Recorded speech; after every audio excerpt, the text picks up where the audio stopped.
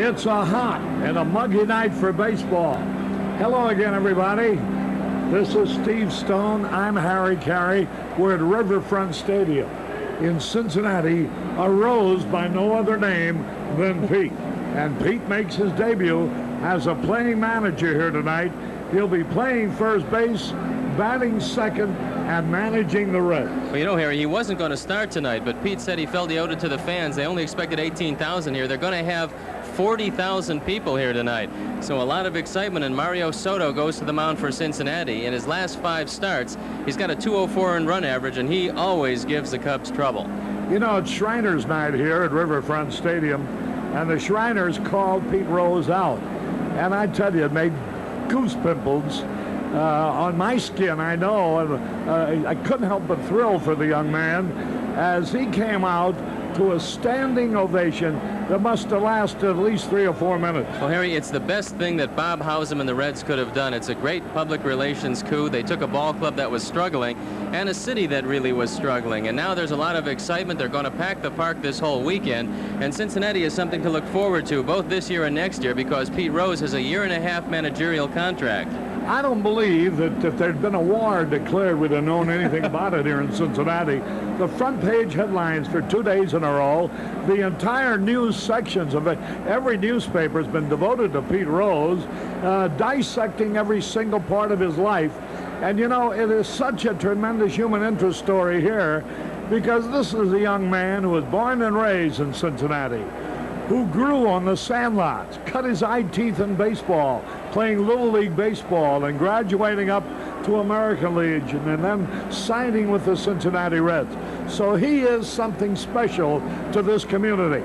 And boy, oh boy, it's really a master stroke and a real coup for the Cincinnati management headed by Bob Hausum to forget whatever went on in the past and bring him back at a time when it's very best for Pete and also at a time when it's very, very necessary for the team and for the community. I think also it's a testament to Pete Rose. In this day and age of long-term contracts, Pete Rose has said, well, I only have a contract as a player through this year, but I think that'll be extended. But as a manager, he said he would like to do just as Walt Alston did in Los Angeles. He'd like to have 21-year contracts.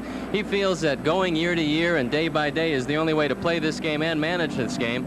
I have no doubts he's going to be a fine manager, Harry. I don't have any doubt about it either. Everybody's got to respect him.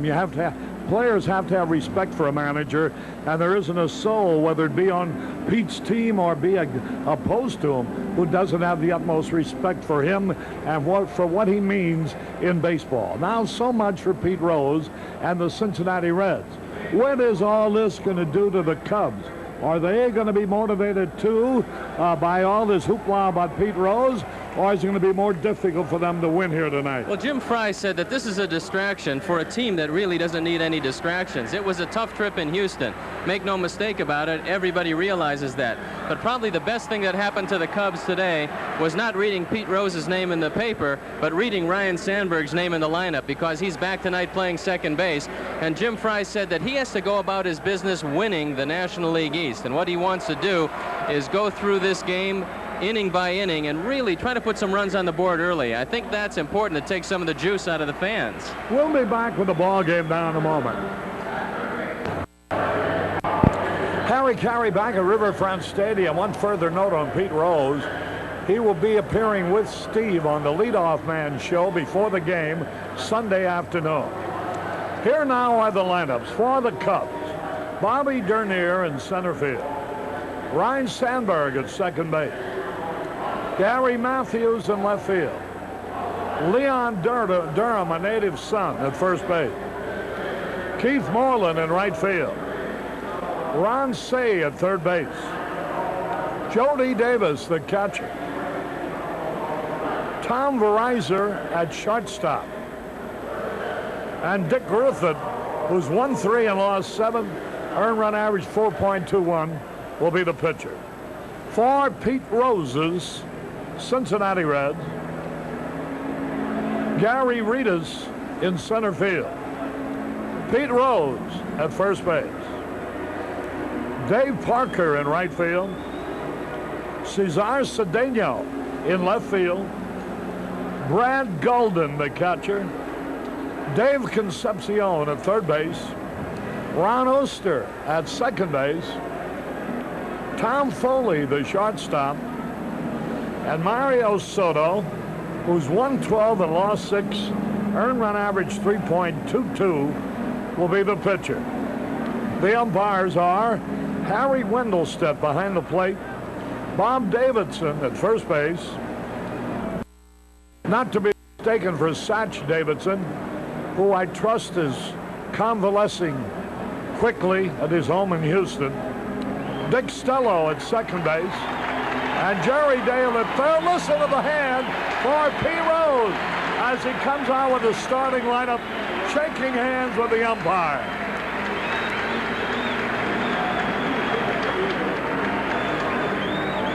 We do not.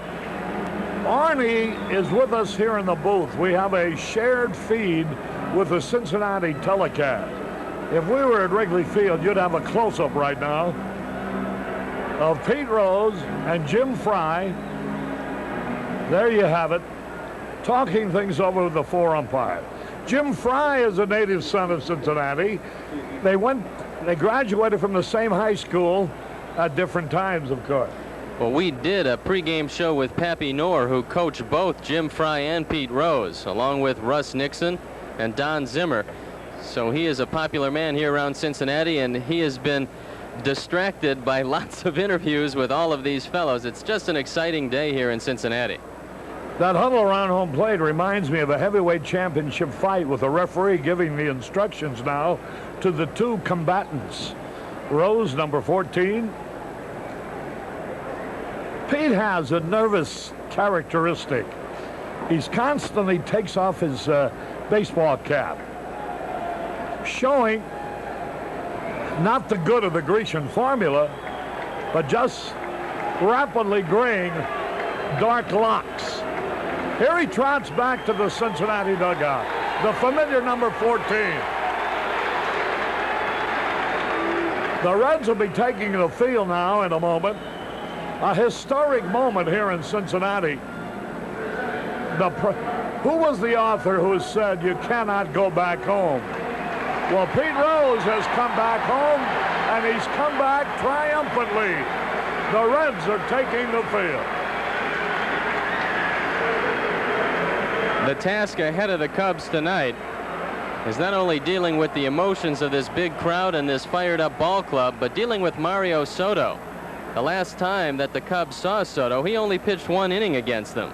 He got ejected in that game. That was back on May 27th. You might recall the famous play down the left field line where a home run was called fair, then reverse foul. Soto got thrown out for charging the umpires, but he's back here today, and he's been throwing the ball very well. He's got a 6-4 lifetime record against the Cubs.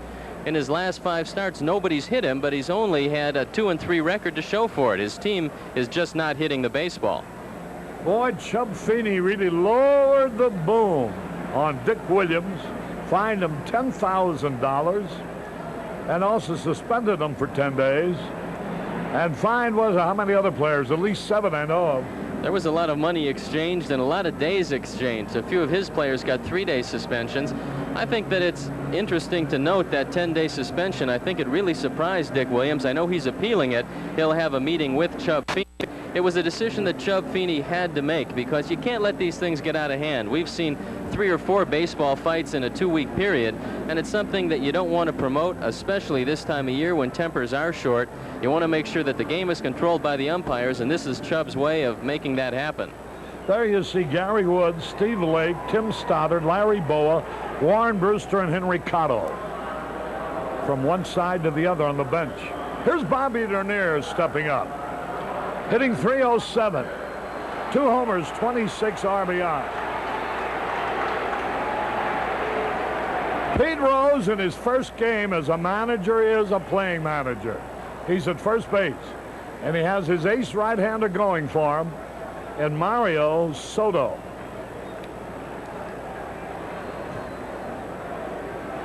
First pitch of the ball game. Fastball a little bit high. Rose spelled backward is he's sore.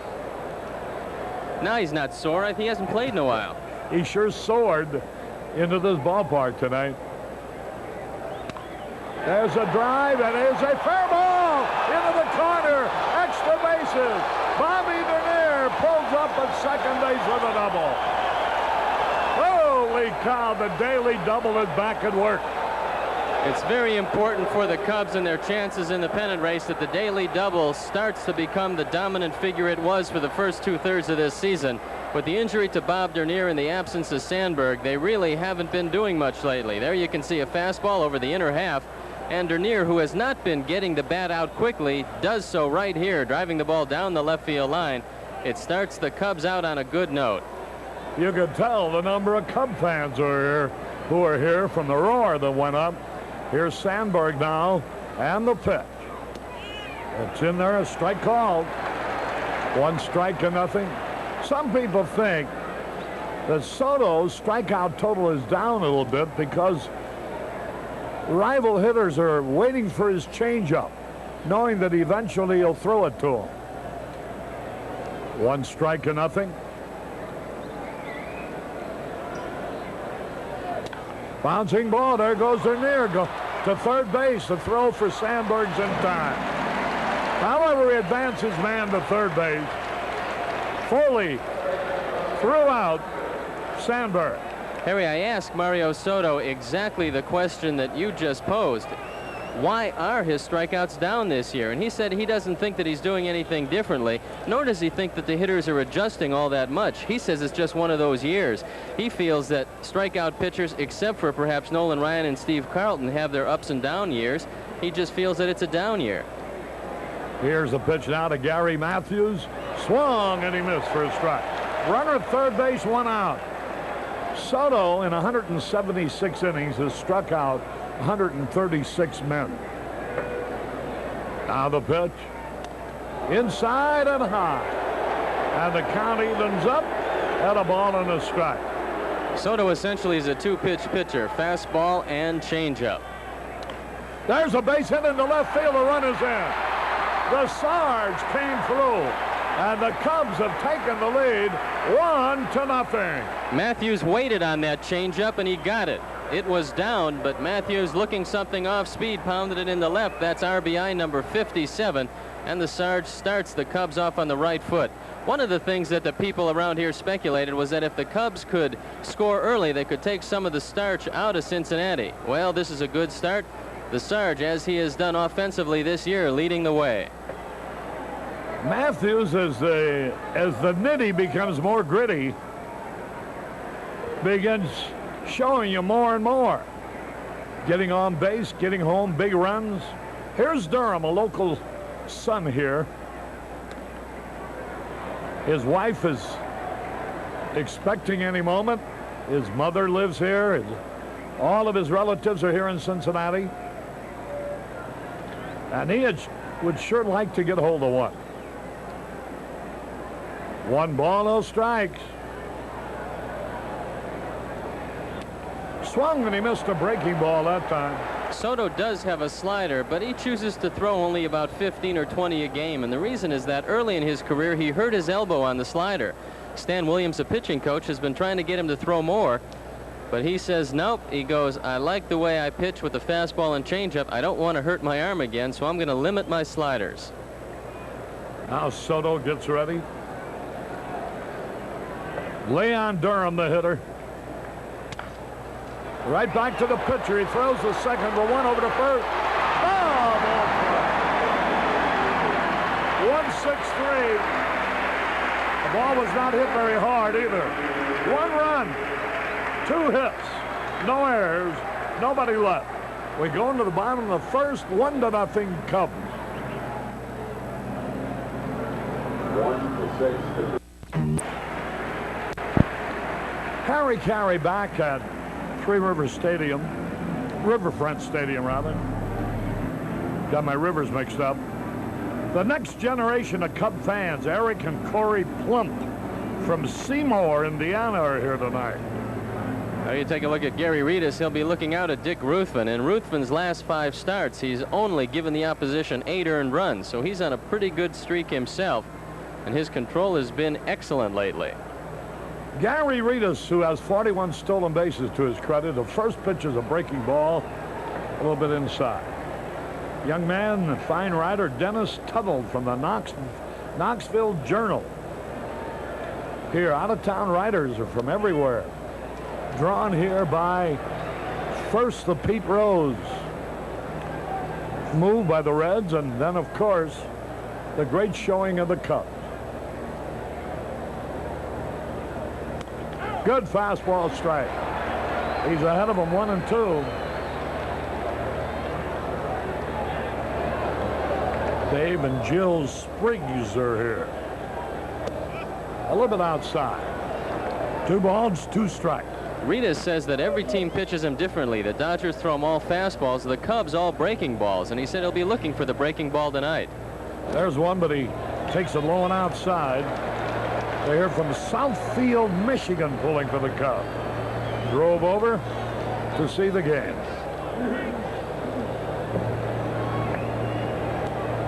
George Justak from Chicago here.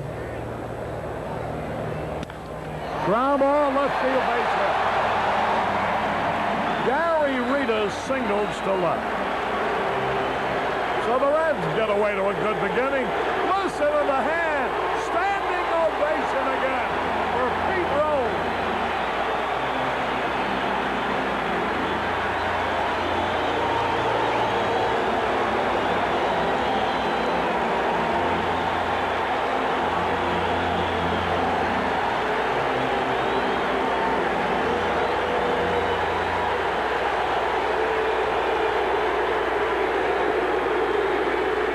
There goes the runner, the throw.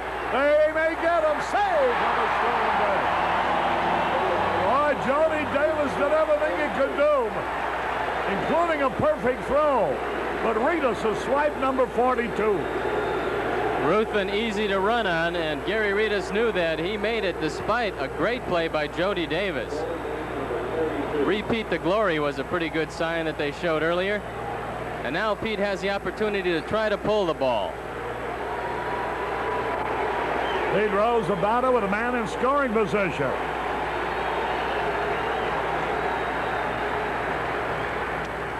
Fastball is high. Evens the count at a ball and a strike. They're the Arana family from Rickton Park, Illinois here. 1 ball, 1 strike.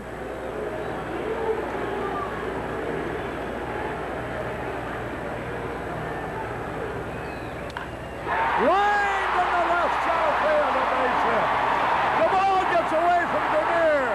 Look at Pete run. He's going to wind up at third base.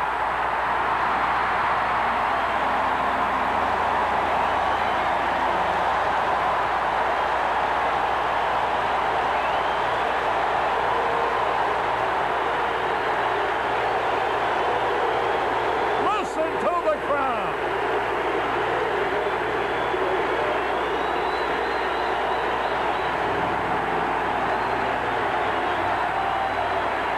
Well, as of yet, they have not flashed an error on Bob Dernier. Pete Rose hitting the ball into left center field. Ritas scores easily, and they're going to isolate on Pete Rose, watching him, and the patented head-first slide. Now watch this dive into third. A Pete Rose classic. Apparently they're going to call it a triple. That handcuffed Dernier out there and left. No, now they're going to give him an error. It's going to be an error, and it should have been, Harry. It's going to be a single and a 2-base error on Bob Dernier. Here's Dave Parker now. Hasn't taken them to catch up. Long to catch up a strike call. Rose drives in the run, his 24th ribby of the year. Goes all the way to third on Dernier's error. 1-1 tie. High pop foul out of play. Much will be written about Pete Rose's triumphant return, but coming up and knocking in a run at his first at-bat as a Red once again is just typical Pete Rose. And so was the base hit, a wicked line drive, hit like a bullet. Now only 128 away from Ty Cobb. Dave Rose. There's Dave Parker swinging a high pop foul. Pete Rose over there at third base. Joe Sparks coaching over there. Parker says there's a little more pressure on him to hit for power in this lineup. He's got 11 home runs and 64 RBIs. When he was with Pittsburgh, he had a little bit better supporting cast. But here, they look to him as the power man. Now ready, the 0-2 pitch. There's a high fly ball. Now watch the race at the plate. Bobby Nernier's catch, and Rose will hold up. Perfect throw to the plate. 1 out. That'll bring up Cesar Cedeno. Still at 1-1 tie. 1 away now. Each team with 2 hits. Take a look at Pete. There you can see the fake, but the throw is right on the money for Bob Dernier, leaving it up to Cedeno to knock in the run. Cedeno's had an up-and-down year. He took over center field when Eddie Milner came up with hepatitis, just a little bit after Steve Lake came up with hepatitis, and we were in Cincinnati when we took the shots. Now the infield comes in. Cedeno, the hitter. 6 homers, 26 RBIs. Fastball, strike call. They're here from Arlington, Texas, from the fire department there. A group of attending the firefighters convention. Infield in. Strike 2 on the outside corner. The Williams family from Calumet City. Cedeno, who's broken that ankle twice, used to be a speed burner, but these days he's content to just try to hit the ball. He's just an average runner now.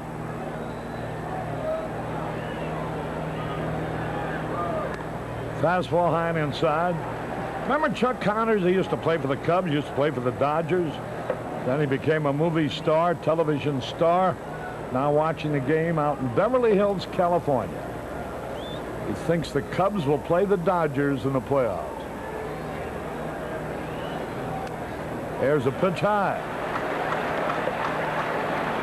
2 balls, 2 strikes. Chuck wants to be remembered to Jimmy Janik, Cafe Bohemian. All the wonderful Cub fans he wires. He thinks the Cubs are going to play the Dodgers. That's what he said. Chuck Feeney didn't suspend the whole San Diego club, just a couple of them. He thinks the Dodgers will overhaul him. He swings and he struck him out. Cedeno missed a high curveball. That's 2 gone, and here's Brad Golden, the catcher. Here, I'm not making it up. There's the telegram. We'll pause for our station identification. This is WGN Television, Chicago, America's #1 sports station. Here now is Golden, a left-hand hitter, and the first pitch is in there for a strike call. 1-1 tie. Pete Rose did it. Despite Golden hitting .210, he's tied for second on the team in game-winning RBIs with 4. The delivery now, a little bit outside. A ball and a strike. The Sizemores from Highland, Indiana are here, and the Cliffords from Palatine. A little high. 2 balls and a strike. Cub fans from Burlington, Kentucky, Dale Prairie, and a group are here. 2 balls and a strike. There's a little looping pop fly, and whoa, it's a foul ball. The good thing that Say didn't touch it. They might have ruled it fair because he's running down the line. It's a foul ball. He made a great try, and he might be hurt. Ron, who plays with that right hand bandage, landed on his left wrist, and now Tony Garofalo is going out there to have a look at him. Garofalo did a fine job with Ryan Sandberg, getting him back in the lineup as soon as he did. I know he was here early in the morning every day with Rhino, and he really put in a lot of effort getting him back on the field. You know, there is a peculiar play. Say was running down the line. It could very easily been the opinion of the umpire, had he touched that ball, that while it might have eventually gone foul, that he touched it while it was still in fair territory. See, Golden wasn't even running. Right there, he's in foul territory. and he did not touch it. 2 balls, 2 strikes.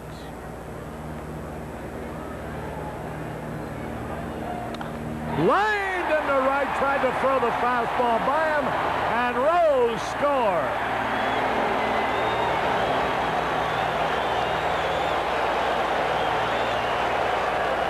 Ruthven tried to get the fastball by him, but Golden was waiting for it. RBI number 27 for Brad Golden, and he's hurt the Cubs. He's come through with some big hits. Despite the fact that he's only hitting .210 coming into this one, Golden has done a nice job for the Reds. Take another look at it. It's a fastball that Ruthven wanted inside. It tailed back over the plate, and Golden knocks in the go-ahead run. Look at Rose. Here now is Dave Concepcion. 2-1, the Reds are leading. They've certainly responded. The playing manager role of Pete Rose has worked to perfection so far.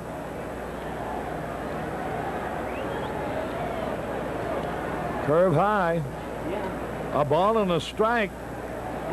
And one of our broadcasting partners, Lou Boudreau, Harry, has one bit of advice for Pete Rose. He said, just be Pete Rose. If you do that, everything should work out okay. Continue your enthusiasm, and I think the players will respond to it. Pretty good advice from a man who knows. 1-1 pitch. Swung at a curve, and he missed. Strike 2. You know, Lou had one of the best managerial records of any of the players who did manage and play at the same time. So he realizes the problems that one Pete Rose will have. 1 ball, 2 strikes. The pitch. Fastball missed outside. Well, Pete Rose is so unique. It's not likely that he would ever try to be anything but what he is. Everybody else might try to be what Pete is, but not likely that Pete would like to change and be what somebody else might be. He is much too unique and special. 2-2 pitch. There's a drive in the right field. Another fastball hit hard. Here's a runner around third. He's going to try to score. The throw. Save.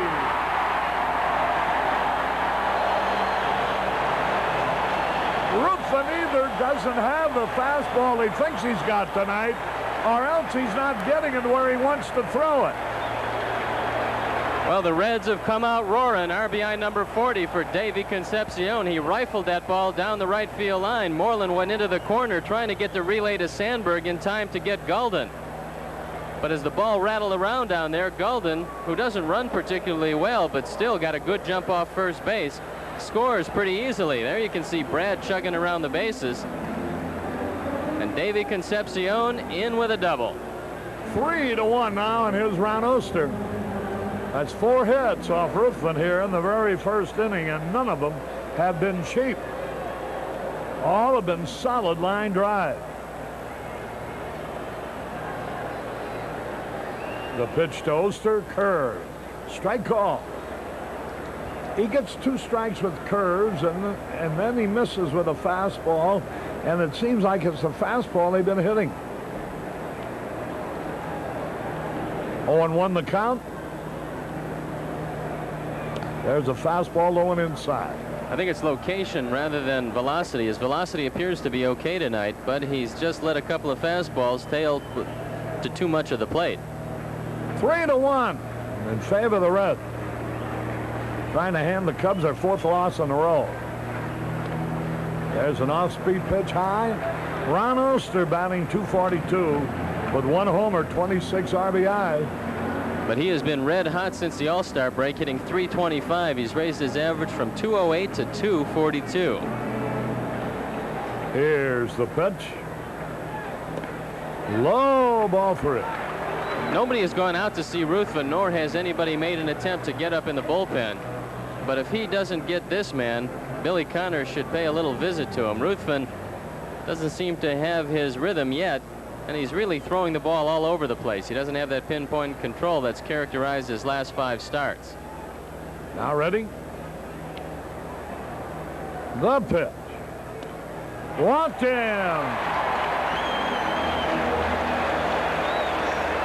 They've had 4 hits, a walk, and an error in the first inning. Here comes Jim Fry, the manager, out. Another native born Cincinnati, and as is Don Zimmer. the Cubs third base coach, as is Ron Oster, Pete Rose, and they have several others. He's just telling Dick Ruthven to settle down, get us out of this inning, let us score some runs. He realizes it's a very emotional game. You have a juiced-up team and fandom, and that's the reason why. Pete Rose, who started off his club in good shape in the first inning. Here's Tom Foley, the shortstop. The pitch. Fastball low. Concepcion has been at third base for a couple of weeks now, making room for this fella to play every day. He's got great range at shortstop, and he's sound defensively. The pitch. There's a fastball at the knee. Rick Sutcliffe tomorrow night will be with you at 6 o'clock Chicago time. There you see Pete Rose. That's Scherger. There's a little tap foul. Warren Brewster up and throwing in the bullpen now, as Jim Frey is a little concerned about Dick Ruthven. He wants to make sure this game doesn't get out of hand in the first inning. So he's getting Warren loose. George Scherger is the number one lieutenant coach for Pete Rose. A veteran baseball man who was here when Pete was playing for the Reds before.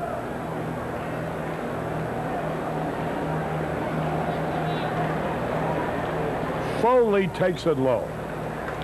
2 balls, 2 strikes. The last time Pete Rose was in a Reds uniform was October 1st, 1978, in an official National League game. He went to Japan and played for him that year. Slow curve in there, strike 3 call. Foley called out on strike. 3 runs scored. There were 4 hits, 1 error, and 2 men left. All runs were earned. At the end of 1, Cincinnati leading 3-1.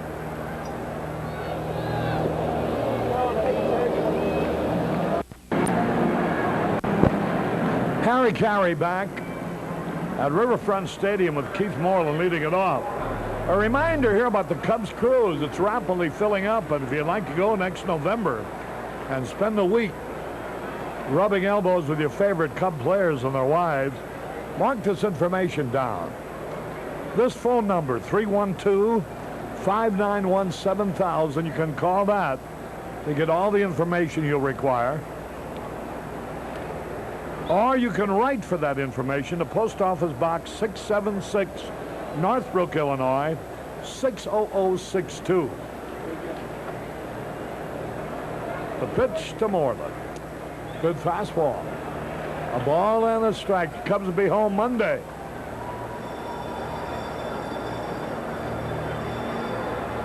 They're 2-5 on this road trip. First losing trip they've had in some time. They need a sweep of these 3 games to end it at 500. Mario Soto is going to be a tough cookie to beat.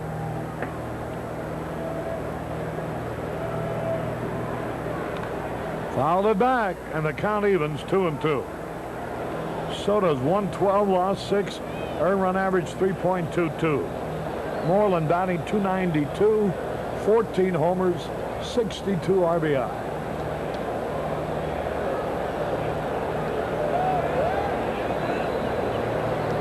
The pitch on the way. A little tap to the mound. That'll be easy. 1 gone. Moreland tapped out. That'll bring him Ron Cey, hitting .222, but with 18 homers and 69 runs batted in. The Reds had some pretty good scouts. They took a look at a catcher who weighed 160 pounds in the Dominican Republic. Thought that maybe he could be a pretty good pitcher someday because he had an exceptional arm. That skinny kid was Mario Soto. He got into the Reds system at 17 years old. The rest has proven itself. He's been one of the finest right-hand pitchers in the league for the last 3 or 4 years. Here's the pitch to Cey. Slider a little bit low and outside. Reds have jumped out in front thanks to Pete Rose. Got the key hit. 1 ball, no strikes.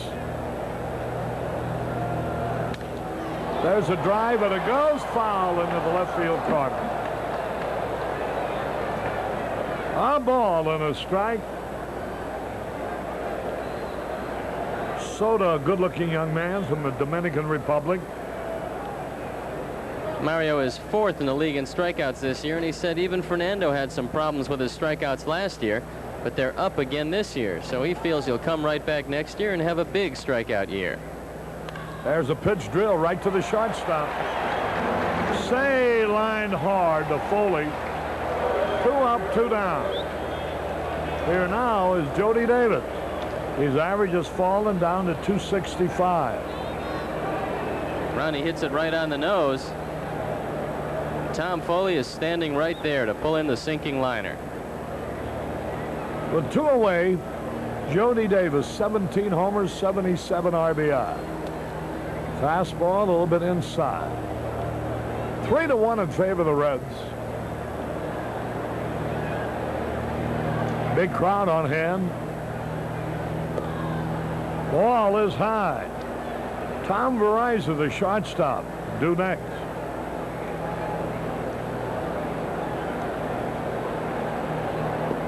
Ball 3. No, they say it went around.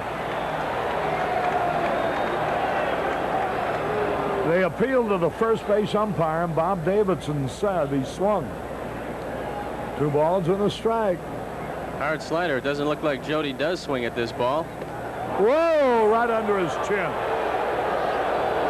3 balls and a strike. I mentioned on a broadcast that there are those around the league that think Mario Soto's a headhunter. He said to me before the game that he doesn't fashion himself a headhunter. He just feels that he likes to throw inside to protect the outside corner for his off-speed pitches. He says all good pitchers throw inside, and I said, I realize that. I said, but if you don't view yourself, that's your business. There's a strike call. 3 balls, 2 strikes, 2 out, nobody on. 3-1, the Reds are leading.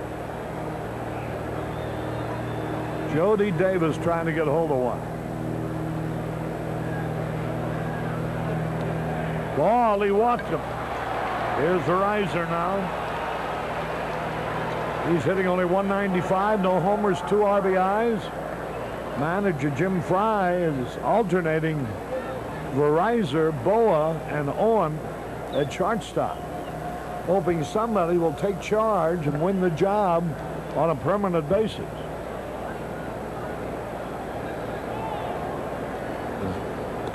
Low and outside.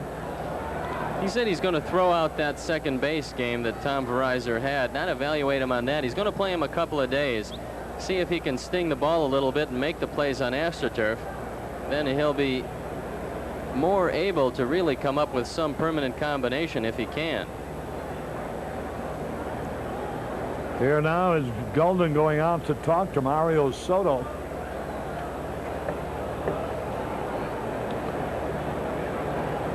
The outfield straightaway. Verizon digging in.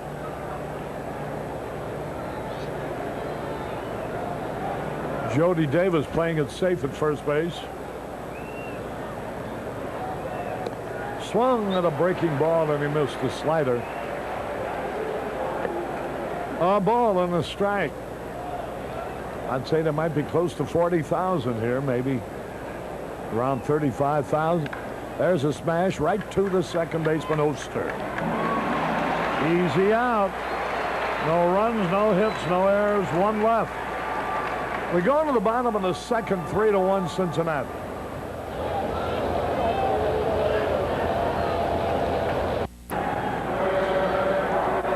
Harry Carey back at Riverfront Stadium as we go in the bottom of the second. Mario Soto, who's had 1 home run this year, 4 runs batted in. Hitting 188 will lead it off. He's had 12 hits, 64 times at bat. Struck out 21 of those 64 times. He's got a $100 bet with Tommy Helms, the coach of the Reds, that he doesn't get 15 hits this year. There's a fastball in there, a strike call. He's only 3 hits away from 15. Well, he lost the bet last year, and he said double the bet. He never paid off. So Helms said, what difference does it make if I lose? I'm not going to get it anyway. Now the delivery, here it is. Curveball a little bit outside. That evens it up. A ball and a strike. Mario Soto.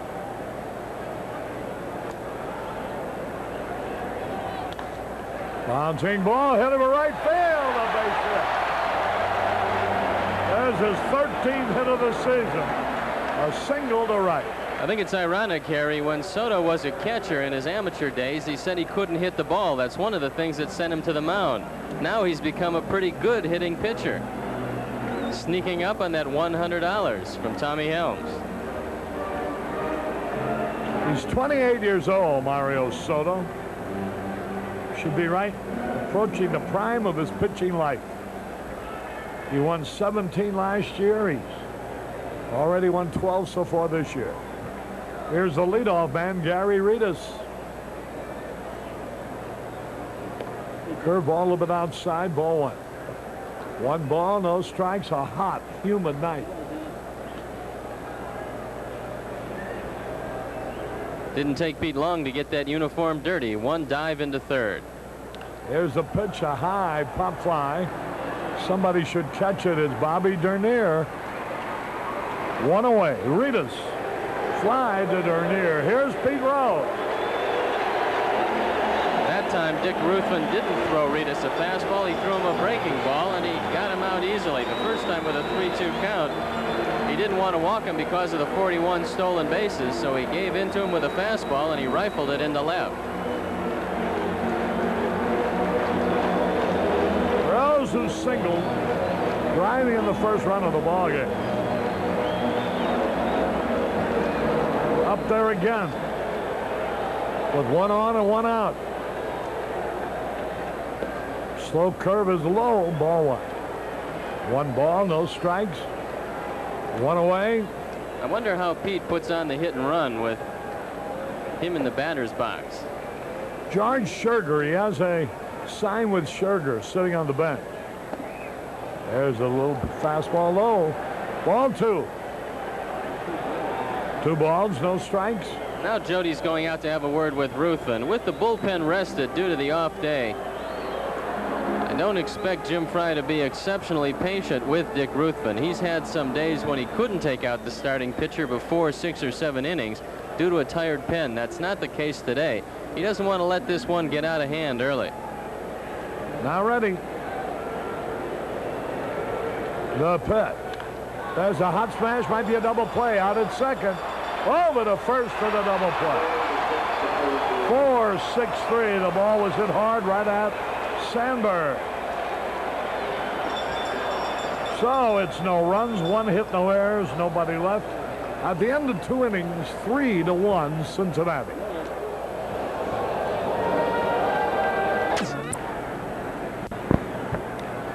We go to the top of the 3rd with Dick Ruthven leading it off. Cubs are trailing 3-1. Ruthven hitting .219. He's had 7 hits. Mario Soto delivers, swung, and he missed. Last year, Soto led the National League in complete games with 18. This year he's got 10. He signed the longest contract in Reds history, 5 years with 2 option years. Here's a pitch foul off. $1 million a year, he says. Well, he's got a chance of being a Red through 1990, and the Reds know talent when they see it. Soto hasn't had any arm problems. He's young and strong, and he's the anchor of their starting rotation. Here's the pitch. Outside. 1-2 the count. We're in the 3rd.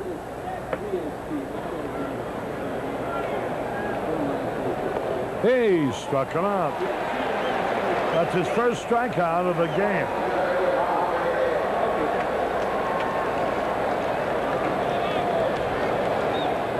Now the leadoff man, Bobby Dernier, opened up with a double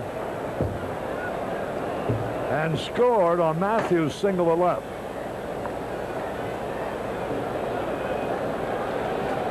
One out, nobody on.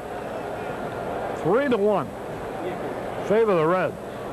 The pitch to Dernier. Good fastball. Strike call.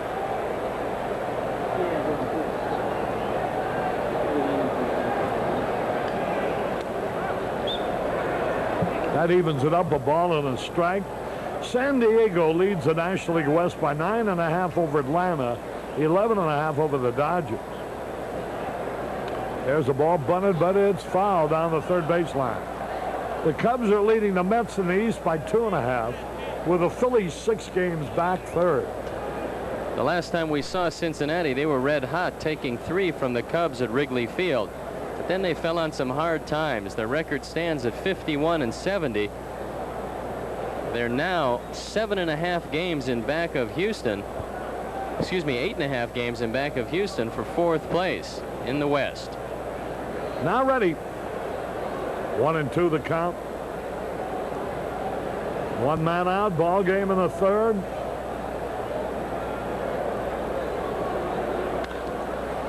There's a high pop fly. Pete Rose makes the catch. 2 men are out. As Ryne Sandberg will roll out his first time.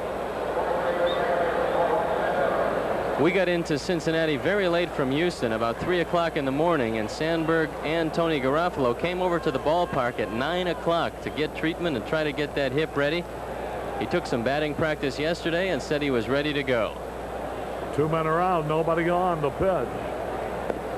He started a swing, he went around, they say, on the appeal. Again, Bob Davidson. The first base umpire, Sandberg. The pitch. Breaking ball, low and away. 2 men are out, a ball and a strike to count. Top of the third.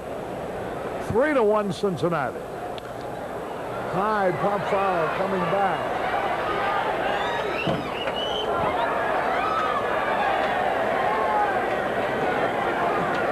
That didn't miss you by much. Well, I was just getting ready to grab it. Come on out from under the counter, Arnie. I'll protect you. Here's the pitch. There's a smash up the middle. A diving stop. The throw, but he beat it out. Infield hit. A great play by Foley. But it's a hit for Sandberg. Anybody but Sandberg would have thrown out. Foley made a great effort going to his left with the dive, full out. Got up to his feet and threw to first base. It was a bang-bang play, but Sandberg beat it. That's not the best part of the play, but there you can see at first base, Sandberg foot clearly on the bag before the throw to Rose. Nice effort by Foley. Here's Gary Matthews. He drove in the first run. There's a throw. Sandberg dives back safely. They play Matthews straight away and deep everywhere. Soto's given up a whopping 18 home runs this year in 176 innings. Clearly the team leader. Hume has 12, so Mario all by himself in the home run department. There's a throw, the runner back. 3-1, the Reds are leading. 2 men are out. Now the pitch, here it is. Ducked out of the way. Ball 1. Gary Matthews trying to belt one.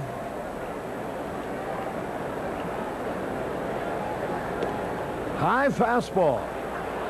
The Sarge is an off-speed hitter, especially in this part of his career. He's learned to hit breaking balls and off-speed pitch as well. When pitchers get ahead and try to throw him the slow stuff, he usually pounds it. 2 balls, no strikes. They want a new baseball, Soto does. Let's see if Mario goes with the fastball or does try to throw something off speed, perhaps a changeup or slider. 2 balls, no strike. Ball 3 is high. And Leon Durham is on deck. 3 balls, no strikes.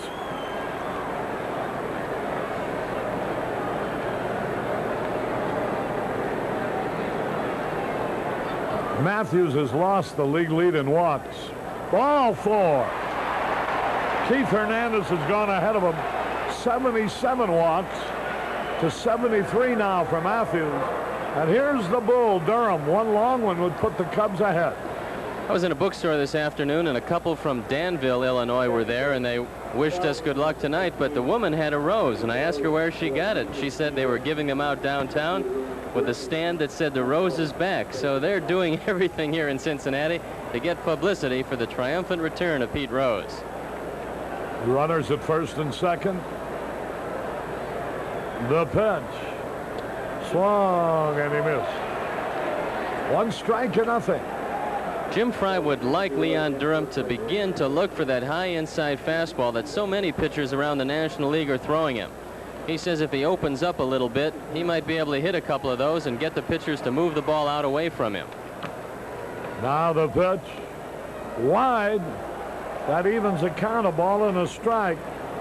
Leon Durham, the hitter. The tying runs are at first and second. Cubs trailing 3-1. Now ready to pitch. Here it is. Strike at the knees. He just threw it by him.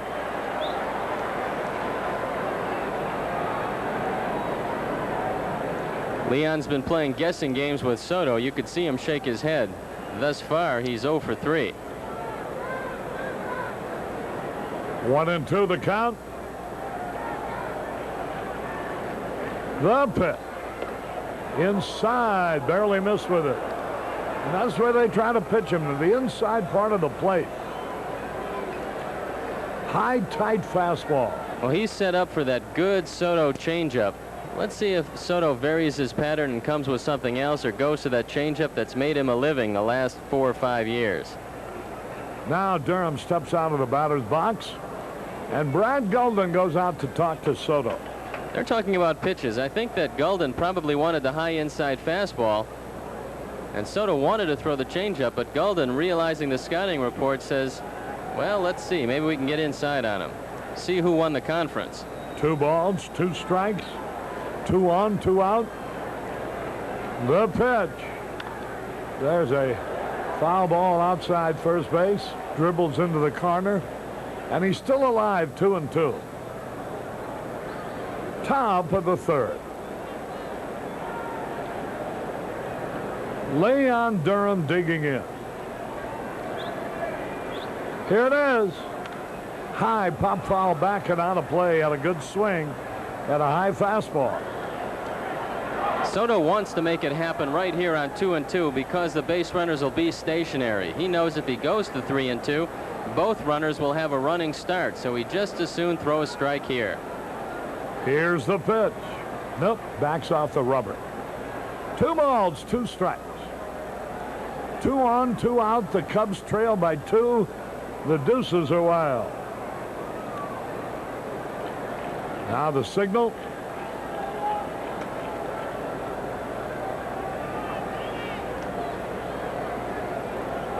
The delivery. Ball 3 inside. The runners will be going. Oh, he's been trying to pitch to that one spot. High and tight. 3 balls, 2 strikes. Keith Moreland on deck, waiting for his turn and hoping that the bull can keep it alive. The bull, in front of friends and family here in Cincinnati, would like nothing better than to break up Pete's party. Now the 3-2 pitch. There go the runners. He fouls it off his foot and rolling away. And we'll repeat the situation. With Sandberg going back to second, Matthews returning to first. 3 balls, 2 strikes the count. Keith Moreland on deck.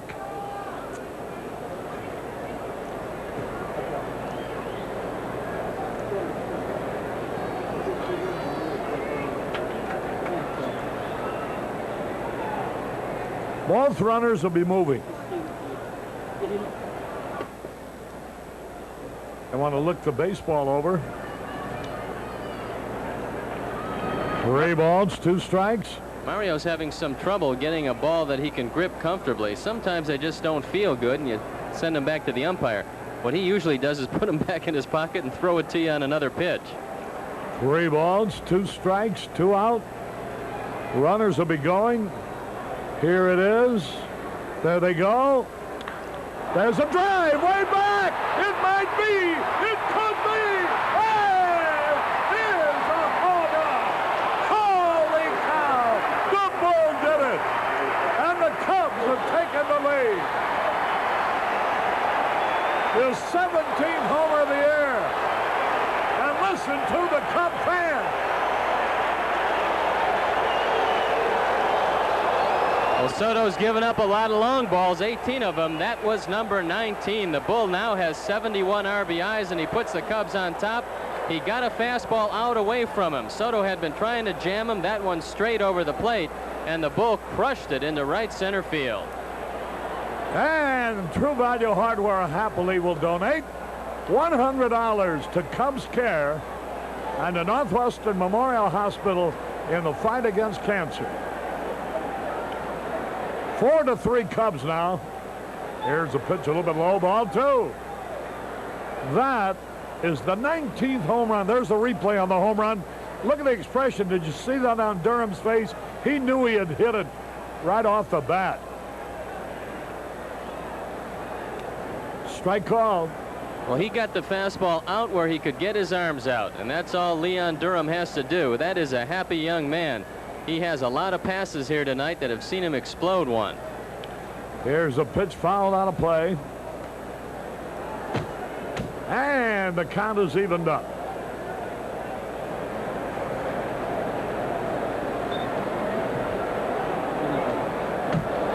Four to 3, the Cubs are leading on a 3-run homer by Leon Durham.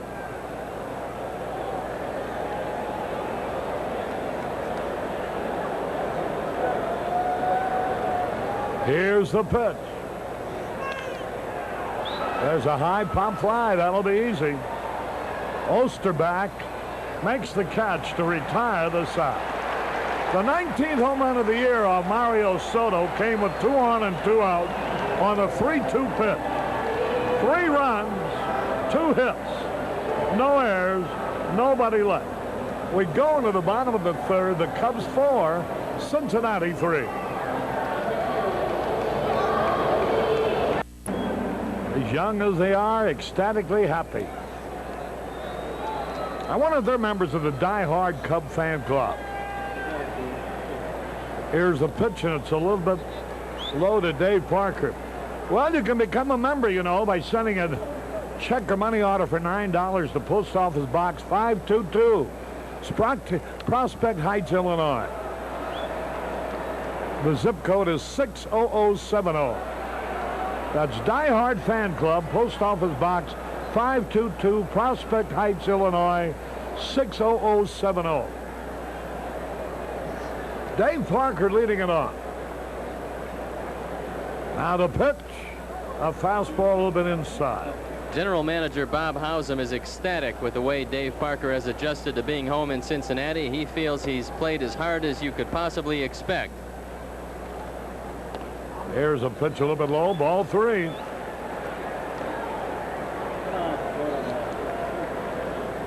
Great Cub fan watching Grace Hobson. Now the pitch.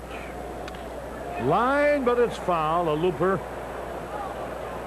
And the count is full at 3-2. Very important inning for Dick Ruthven and the Cubs. You've just come back, taken a little of the air out of the sails of the Reds. If he can shut him down here, it'll give the Cubs a chance to perhaps put some more runs on the board. Soto is always tough, but you want to take some of the emotion out of the game if you at all possibly can. This is the inning to start it. 3 balls, 2 strikes. Now the delivery, here it is. There is a bouncer right to Durham, who steps on the bag for the out. 1 gone. Terry Mulligan here with his family. He's the general manager of the Pikeville Cubs.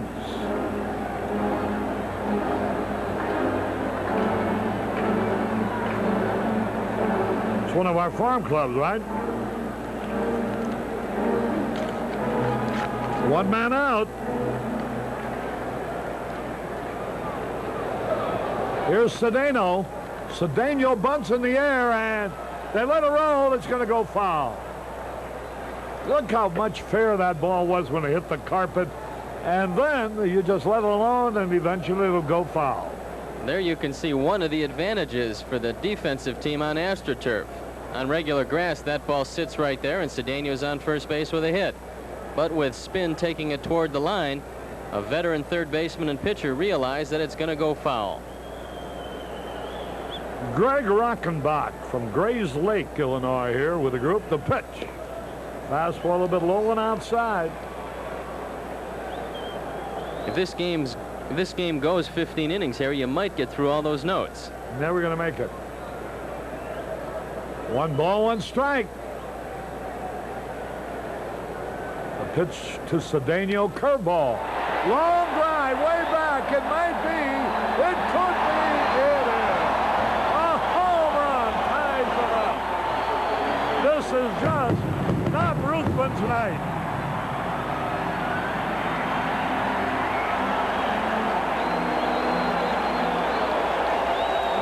Are 7 and 27. His 7th home run, his 27th RBI. A smile on the face of Cesar Cedeno. Ruthven's curveball rolling a little bit. He doesn't have very good stuff here tonight. It's going to be a battle for him.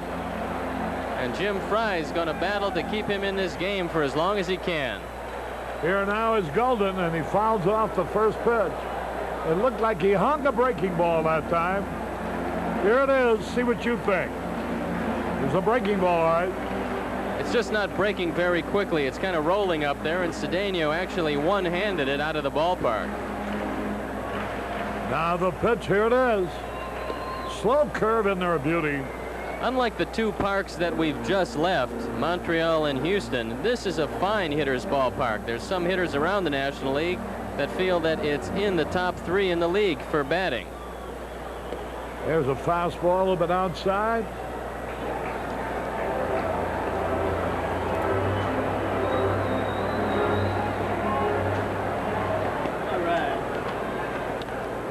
High pop fly in the right field. Moreland is there. He's got it 2 away. Golden flat out.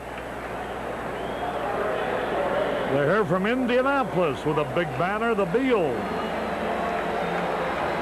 I think the biggest adjustment for Pete Rose is to know how, when, and where to use his bullpen. That's where he will really have to rely on his coaches, George Sugar and Stan Williams. It'll be difficult at first, but I'm sure Rose will adjust to it. That's what really tells the men from the boys as far as managers are concerned, the pitching staff. Here's Concepcion, and the strike is called. 2 men are out, a run is in. Cedeno hit his 7th homer of the year to tie it up, after Durham hit a 3-run homer to put the Cubs ahead. Here's a fastball for a strike. Minnesota leading at Boston 2-0 in the 4th. California got 3 in the 1st at Baltimore. Detroit out in front of Seattle in the 3rd 2-0. Oakland leads the Yankees 4-1. Here's a pitch, squib foul off to the right. White Sox just getting underway, no score. 4-4 here in Cincinnati on a hot, muggy night. Here's the pitch.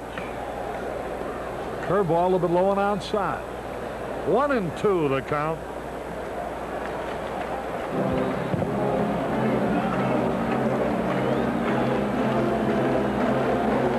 Now the pitch on the way. High and inside. Concepcion has made some noises about wanting to be traded when Vern Rapp was here. Rapp had him shifted all over the infield. But he's taken to third base very well. He's an exceptional glove man. I don't think he'll want to be traded now that Rose has taken the helm. 2 balls, 2 strikes.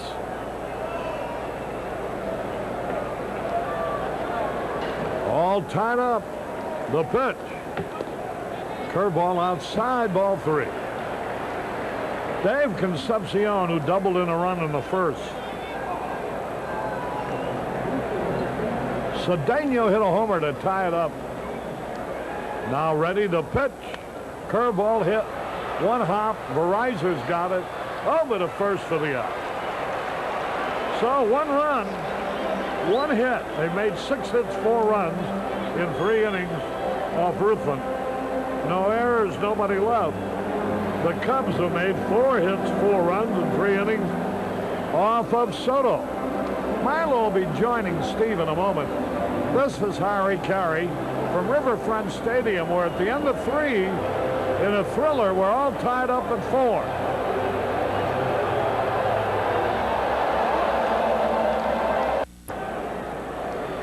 We go to the 4th at Riverfront. Milo Hamilton joining Steve Stone now, and Soto ready to work to Ron Cey, and the first pitch is a ball. We're tied at 4. The Reds about hit the Cubs 6-4, a home run apiece. Starting pitchers Soto and Ruthven are both still on. Cey in the 2nd inning hit the ball hard, liner right at the shortstop. That's a ball, 2-0. Now, you know, they changed the time of the game, and to find out from a fellow who might have been involved in one of those at one time or another, namely Steve Stone, the pitchers started to warm up, then were told to sit down and warm up again. On a night as warm as this, does that have any effect? Can it affect you emotionally? Are you priming yourself, getting ready for a certain starting time? It would affect you emotionally more than physically. It is a hot night, so you certainly wouldn't get stiff. That's in there, taken all away.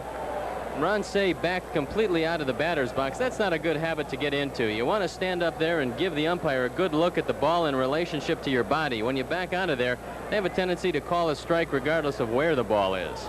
3-1, and that's a strike to make it 3-2. Nobody likes to be delayed, Milo. When you're pointing for a 7:35 start or a 7:30 start, that's when you time your warm-up to be ready at that point. They pushed this back to 7:40. And it didn't seem to have much of an effect on Dick Ruthven the first inning. But Soto had a tough time in the first inning. I don't think he's throwing very well yet. Wind into center. That'll drop for a base hit off the bat of Ron Cey. His first hit tonight, and the Cubs now have 5 hits. Both pitchers are struggling. Neither of them have good rhythm. It looks to me like Soto's fastball isn't there, and with Ruthven it looks to me like his breaking pitches are rolling a little bit. So both of them on a very difficult night are going to have to adjust and change speeds perhaps a lot more than they normally would. And the one he threw to Cedeno is still rolling. That's exactly the pitch you're talking about, isn't it? Yeah, he just didn't get a good break on the ball. It wasn't a sharp break. It doesn't matter how slowly the curveball comes in. It just has to break sharply. Sanderson was a good example the other day when he pitched. He threw a slow curve, but it broke down very sharply. Jody is walked in his only trip tonight. There's a smash to short. That's a double play. Ball 1, and yes, they get their second double play tonight. 6-4-3. Foley, Oster, Rose, and the Reds have made 82 double plays. Here you see a routine 6-4-3, and the Reds are going to have to do it defensively. Their batting this year has been atrocious. They're on the bottom of the statistics in the National League, hitting a scant .237. The only club close to them, the Dodgers, are hitting .243. The Reds have scored just 450 runs, and that's not going to get him too much. Verizor, who bounced to second in the 2nd inning, gets a ball here to start him off this time. Tommy Verizor, batting 8th, playing shortstop. Count even at a ball and a strike. Surprisingly, San Francisco is atop the statistics in hitting .268. So since Danny Ozark has taken control, the Giants have started to really pound the ball. And for our sake, I hope they pounded a little bit over the weekend. Playing the Mets, right? Fouled off. Well, there are a lot of fans here. Some of those old reliables. I won't read the phone book. I'll just mention some of the ones who were at a lot of games at Wrigley Field who came over to see the Cubs. Jimmy Fry, Billy Connors. Jimmy back home, went out and played golf with a bunch of his old pals yesterday, enjoyed the day off. He said that he played a course that he couldn't afford to play 30 years ago. He said he played it with a couple of friends who since have done pretty well in business, now belong to that club. So it was a triumphant return for Jim Fry as well as Pete Rose. That's a ball. You know, Jim Fry wasn't going to bring out the lineup card tonight. And I said, Jim, you got to go out there because that's a picture That's a history-making picture. Both you and Rose went to the same high school. You've got to take it out there tonight. There's a bouncer to short. Going to be an easy inning as it turned out.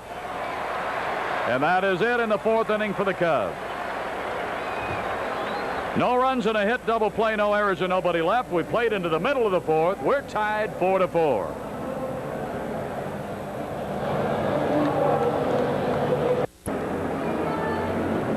In the bottom of the 4th, Dick Ruthven will be looking at the bottom third of their order: Oster, Foley, and Soto.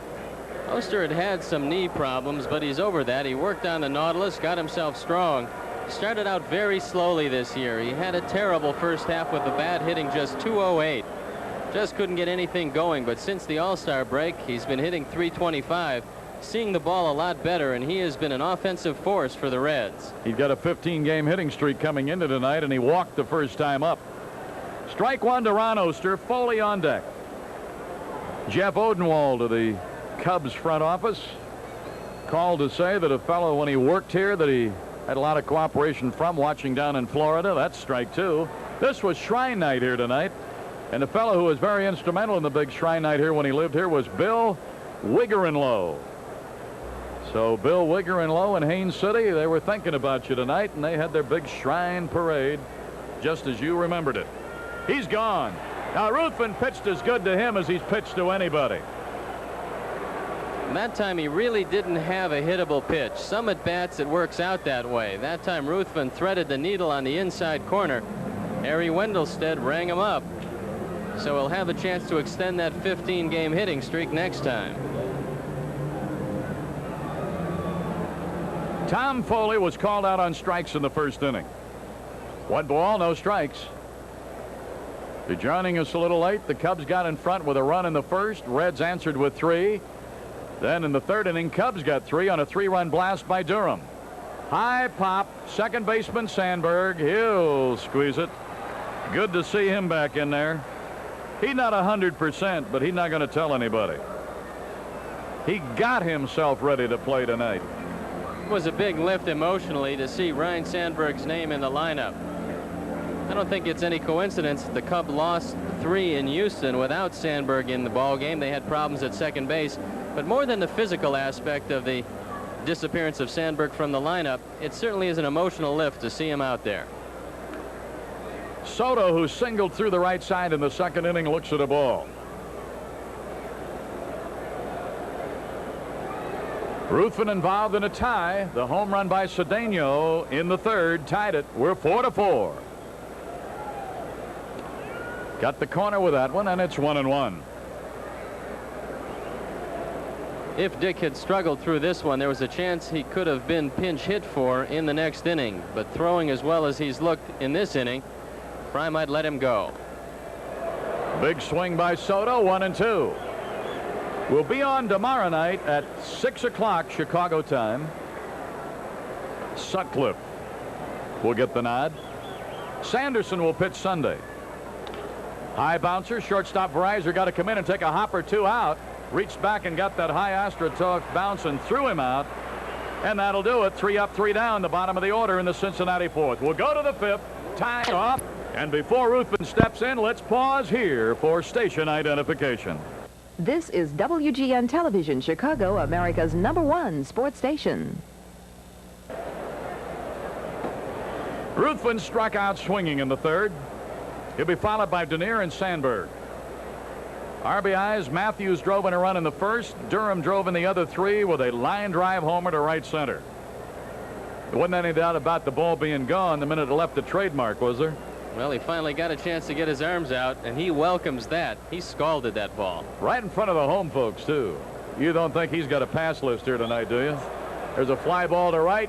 Parker in maybe 7-8 steps. And the Cobra will squeeze it, and it's 1 away. I did have the opportunity to ride up on the elevator with the man who took the pass list out of the Cincinnati Reds clubhouse, and he looked at it and just shook his head. He said they have never left as many passes in their history as were left tonight by the players. So all of the players' friends wanted to see this one. I know Pete Rose left about 20 or 30 passes himself. He could handle that. Up to the top with Bobby Dernier. He opened the game with a double and scored. Third inning, he popped up to Rose in foul territory.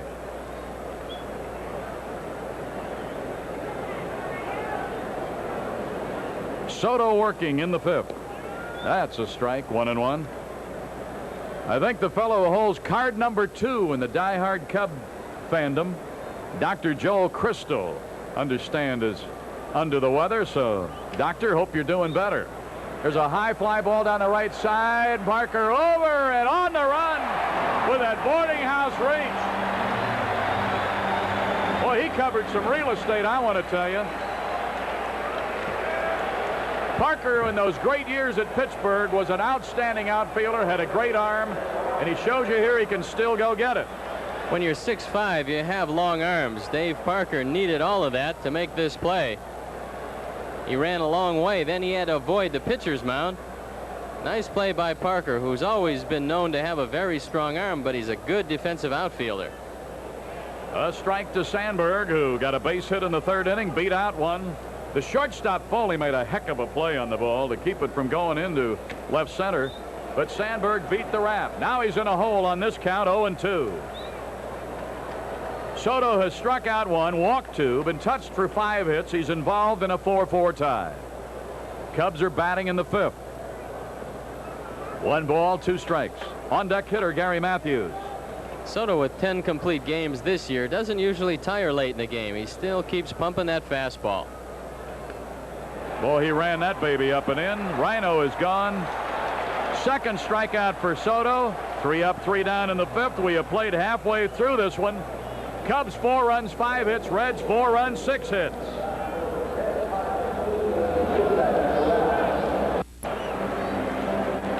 Go to the bottom of the fifth, and Arnie Harris will remember when the Channel 9 folks started doing Blackhawk hockey, the Johnny Gotts League, a great name in hockey, was the first color man they had. Johnny called today and told us of an old friend of his, Jeff Coghill, who's recuperating in St. Luke's Presbyterian. Get well, Jeff. And the Johnny Gotts League, Arnie Harris says, keep him going. You must have taken a few train rides together, huh? 1 ball, no strikes.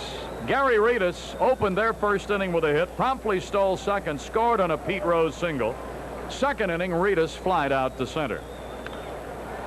Right field, Moreland on. And it's 1 away. Boy, you like to keep him off. He's in the 40s in that stolen base column. Here's Rose. He got his uniform the first time he stepped up. Got it dirty, I mean. I think all the fans were waiting for him to round second base because they wanted to see that great dive into third, and Rose obliged him. It was a single and a 2-base error on Bob Dernier, but Pete hit the ball hard and knocked in the first run in the reign of Rose. I'll tell you, he didn't have to slide that time, but he knew the fans wanted it, and he gave it to them. There's a bunt foul up the third base side. He only knows how to play one way, and that's how he's going to play no matter how long. Boy, you talk about turning a town on. He has literally turned Cincinnati back into a baseball fanatic town. I had the feeling, had the Russians attacked Milo, the headline would have been Pete returns as the communists bomb Galveston. Well, you could have had 2 red headlines.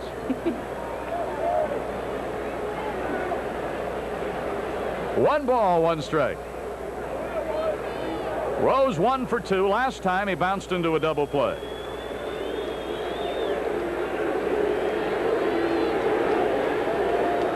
Well, you talk about a love affair that never really cooled. I have never seen such newspaper coverage of any sports story that he's been given here for 2 days. There's a foul down to the left. It was also the lead story on the news on all 3 stations, so they all let off with Pete Rose before they got to the sports. Well, what about killing an hour in the afternoon yesterday and all of them carried the press conference live? It was something. Bob Hausum said he only worked 10 days on the deal. 10 days ago, he started talks with Pete and the Montreal Expos, and it all came together quickly. Bouncer, shortstop Verizon throws. Rose is out, 2 down. But you couldn't buy the ink that this ball club got here for 2 straight days. I'm conservatively saying with both papers, considering the front page, the headlines, the stories, and the sports pages, 6 to 8 pages of print. Is that fair, wouldn't you say?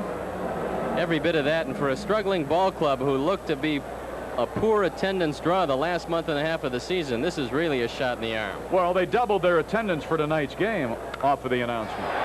Right field, Moreland back. He will look up, and it is gone. Parker has homered, and the Reds have gone back in front.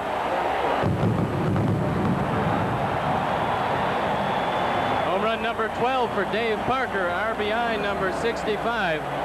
Parker said one pitch every at bat he tries to hit a home run. The rest of the time he just tries to hit the ball hard somewhere. Well, that must have been the pitch that he picked out, because he was looking fastball, he got it, and he smoked it over the head of Keith Moreland at the 375-foot mark, and that puts the Reds up 5-4. Ruthven still struggling. That's Parker's first home run this year against Cubs pitching, and it has the Reds leading 5-4. Comes with 2 away. And here is Cedeno, who homered to left his last time up. Seeing Parker hit that homer, I think one of the hardest and longest home runs I ever saw he hit in this park when he was a member of the Pirates. Took out a row of seats in that club level, and that's a long way from home plate. Up the wicket, base hit for Cedeno.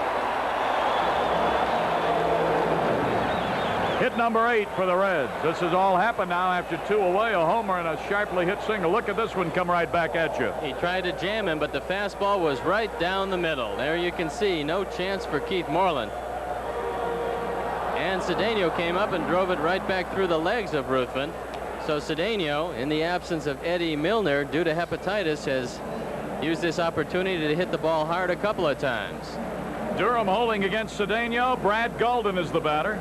And there's Parker. Took off a lot of weight when he became a Cincinnati Red.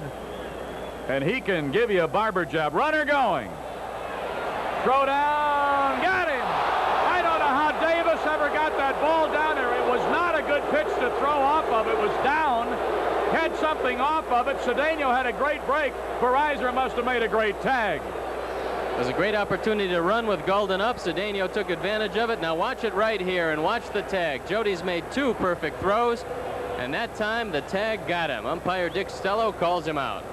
So they settle for 1 run on 2 hits. The homer by Parker. We played 5. The Reds lead the Cubs 5-4.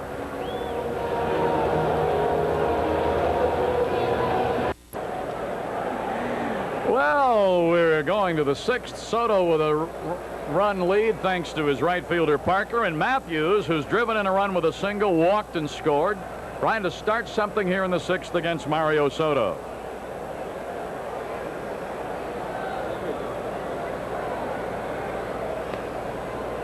Sarge has hit this club pretty good this year, 9 for 26.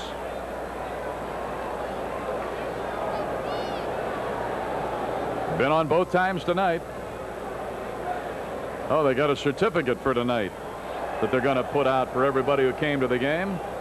There'll be 900,000 of those in 10 years. I was there. Did you get yours, Milo? I didn't get mine, and we were both here. No, I didn't. I guess they're going to pass them out later. Whoop. Sarge had the duck. 3 balls and a strike. Jake Finley of Channel 9 Sports Sales called today and said a friend of our sales group, Perry Parker, recuperating from injuries at Cook County Hospital. As the Sarge, who gets a lot of walks for the 2nd time in a row here tonight. Soto tried to overthrow the ball to Matthews. When a pitcher tries to throw the fastball too hard, it usually goes up and generally away from the hitter. The last couple of pitches to Matthews, he just tried to throw the ball through Brad Golden instead of into the strike zone, and it cost him another base on balls to Gary. And here is Durham, hit a 3-run homer the last time up. 1 ball, no strikes. Durham now has hit safely in 9 of his last 12 games. And with that pitch, Golden's right out there talking to Soto again as his manager looks. I wonder what the ruling is as to how close he can go and how many times. I'm not sure, but I don't think that he can go to the mound. I think it's just like a regular visit. The first time he goes to the mound, the umpire will say that's one visit. You can see Rose didn't get close to Soto. He just took a couple of steps. So if he goes twice, it's bye-bye Mario. Fly ball center. Center fielder Cedeno comes in about 5 or 6 steps. Durham out, 1 away. You know, Rose has said that on the nights that he starts at a position, that George Scherger will be in charge of the club. I wonder if that were announced when he goes out with a lineup to the umpires, if on those nights, and this would be one of them, if Scherger's visits would be the ones. That's something we're going to have to talk to Harry Wendelstedt about before tomorrow night's game. Maybe a compromise of sorts when he plays first base, that Scherger is making the moves and that he will make the visits. Keith Moreland has bounced out and popped up. No balls and a strike. Pete wasn't going to play tonight. He had penciled in Nick Osaski to start at first base, but cooler heads prevailed, and they said, look, Pete, all these fans are here. They came to see you. There you take a look at George Scherger, and Pete decided to play. Matthews running, pitch out. Oh, what's going on here?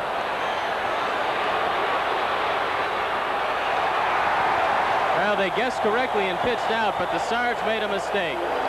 You might as well keep on going because there's really no chance to get back once you're in a rundown, especially with nobody else on the bases. Brad Gulden did it exactly right. He ran right at Matthews and froze him. Watch what happens.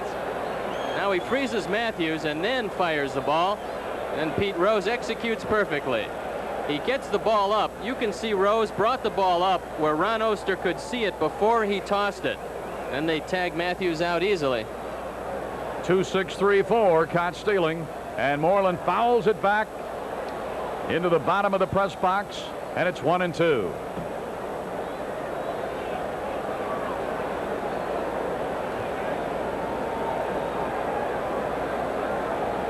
Nobody on, 2 down. Foul back again.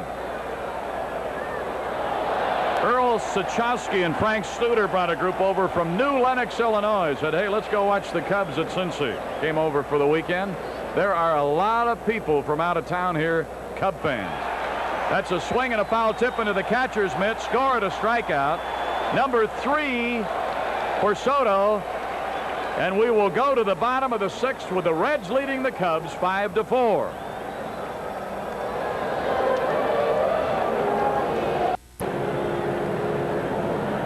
Into the bottom of the 6th, where Gulden, Concepcion, and Oster will face Dick Ruthven. There you take a look at Mario Soto. This is only the 2nd time all year he's thrown on the 4th day. He's actually pitching out of turn. The last time he threw a complete game and threw so well that they really had no problem with bringing him back early. Jim Fry had the same opportunity with Rick Sutcliffe tonight, but he decided because Ruthven has been throwing the ball so well that he would pitch him in rotation. Ruthven tonight, Sutcliffe tomorrow. And Sanderson on Sunday. Gulden drove in a run with a base hit in the 1st inning. Later scored their 3rd run. 1 ball, no strikes. Home runs tonight. Durham of the Cubs, Thompson of the Pirates, Cedeno of the Reds, Cabell of Houston, and Parker of the Reds.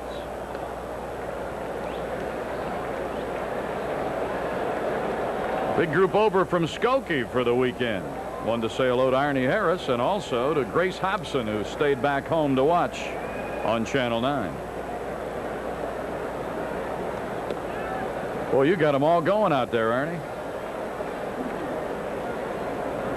2 balls and a strike.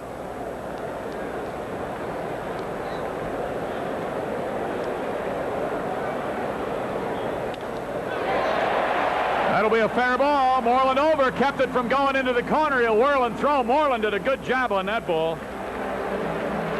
Gulden is hitting the ball well here tonight, and he's another study in perseverance. He's spent parts of 8 seasons in the minor leagues, and the fact that he's spent at least 7 seasons in the minor leagues made him a free agent. The Reds signed him on November 4th as a free agent. There you can see Ruthven with an off-speed pitch. Gulden drills it into the corner. Look at the play by Keith Moreland. He holds him to a single. And Jim Fry is on his way to the mound. Concepcion will be the batter. And Jim Fry is not going out there to get him because Brewster just started to throw again in the bullpen. He threw earlier. In fact, very early. First inning, wasn't it? He has been up before, and Jim Fry has been very patient with Dick Ruthven here tonight. Ruthven hasn't had his stuff. He's been battling him all evening. He's seen Ruthven have a rocky start and then go get him the rest of the ball game.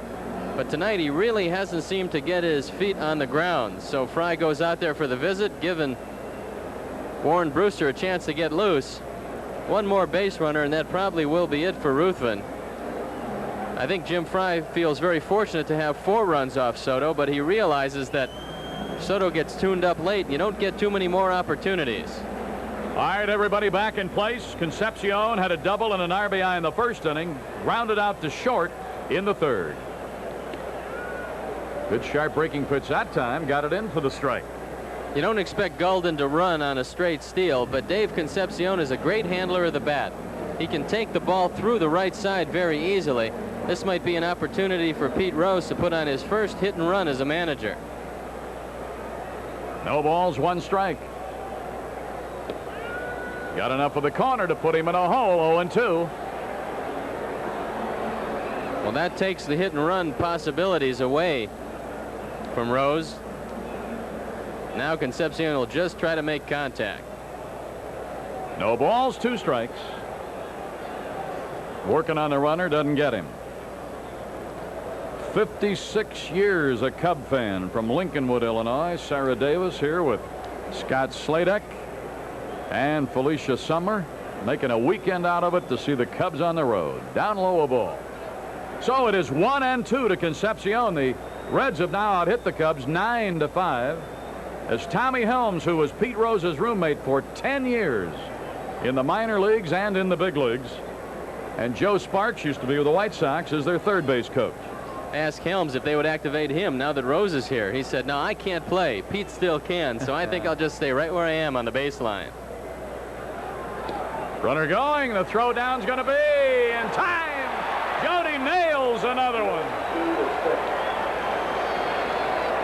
A great throw by Jody Davis. He's 2 for 3 tonight. All 3 were great throws. That was a surprise with Golden running. You can see him. He doesn't get a great jump, and the pitch is out of the hitting zone for Concepcion. The throw is down there in plenty of time, and Verizor makes the tag. Oh, he went right after him, too, because Golden was trying to get in the back door. Tommy stayed right with him. So the caught stealing, and he'll be back talking to his skipper. A lot of people asked me over the last 2 days as doing interviews with talk shows and papers and so forth. A lot of our stations on the network on the radio side called. Why do you think Rose suddenly decided? There's a tapper toward third. Say's throw. Did not get him. Error on Ron Say. The throw pulled Durham off the bag. Bob Davidson, watching closely, noted that Leon's foot came off. Watch it again. Say, realizing that he has to get the throw over in a hurry, throws it off the mark. You don't see Ron making too many bad throws, but this is one of them. So it's an E5 second Cub error. And from what I can find out in Rose's comments and being at the press conference yesterday, I think when he started being a part-time player last September at Philly and realized at Montreal that was going to be his role, that he started thinking, well, maybe managing can be it. Because I know in a long interview with Vince Lloyd a couple years ago, a long rain interview, Arnie, you'll remember it, he told Vinny in that one emphatically, I'm never going to manage. Maybe general manage and be an owner, but not a field manager. I think Bob Hausum had something to do with that 10-day deal that Stoney referred to earlier, because the original thing that Hausum proposed was that he manage only, not continue playing. Well, taking that opportunity to break Ty Cobb's record away from Pete Rose is tantamount to blasphemy in the Rose household. That's right. So he would have gone to the American League as a DH, I think, before he'd have given up his playing role. And so now he gets an opportunity to do both. And he said he's not going to play every day. He realizes that he can't play every day. He says, I can do the same things I could do 10 years ago. I just can't do them as often. That's right.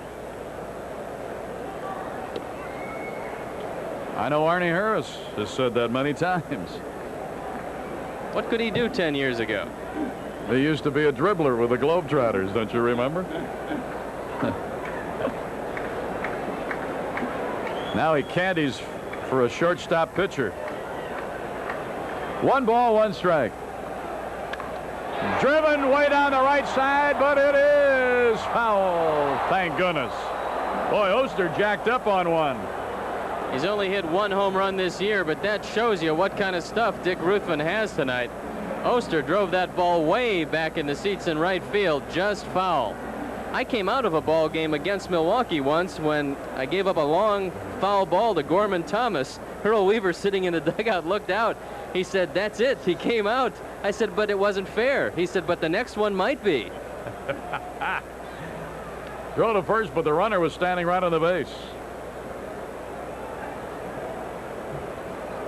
1 ball, 2 strikes.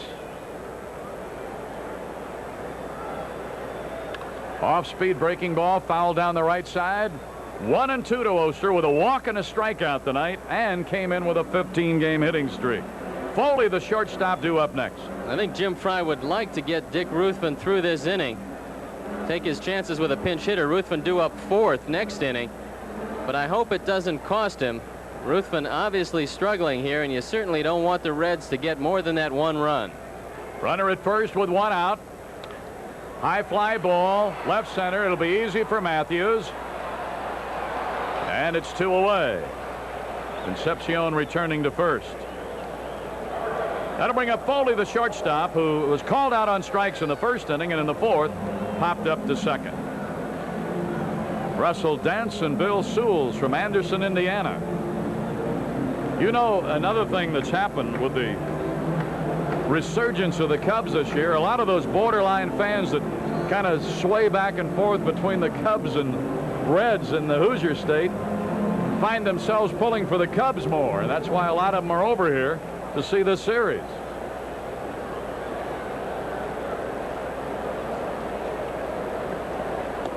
Ball 1.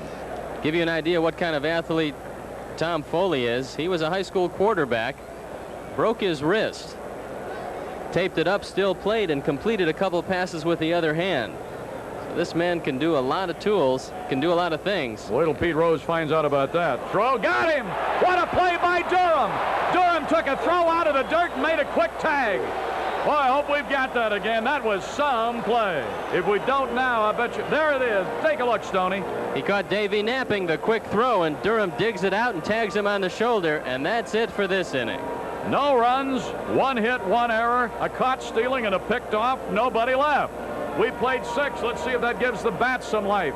Reds lead the Cubs 5-4.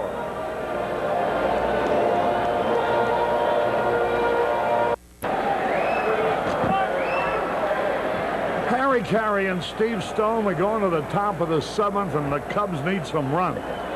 They've scored 4 runs on 5 hits, but the Reds have made 5 on 9 hits. And the Reds have hit 2 homers. Cedeno tied it up in the 3rd after Leon Durham's 3-run job had put the Cubs into the lead, and then Parker's homer with 2 out put them ahead in the 5th. Now here's Ron Cey, who's been getting some pretty good cuts against Mario Soto. Parker leads this club in game-winning RBIs with 9. If this holds up, this would be his 10th. He leads by a wide margin. There's 3 players tied for 2nd with 4. Here's the pitch on the way, and it's outside. Cubs trailing 5-4. The Mets play later in San Francisco, and the Mets will have Dwight Gooden pitching tonight. Now the delivery, here it is. Low and outside, ball 2.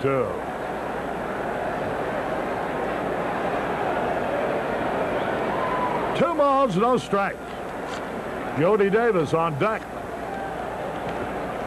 The Reds are more likely to go with Soto late in the game because they don't have that really good stopper. The man who leads is John Franco with 4 saves. Look out, under his chin. Ted Power also has 4 saves, so one of the reasons why they're 51-70 is they really don't have that man to shut the door in the late innings.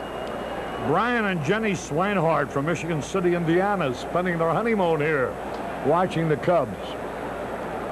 3 balls, no strikes. The pitch on the way. Here it is. There's a good fastball right in there. 3 balls and a strike.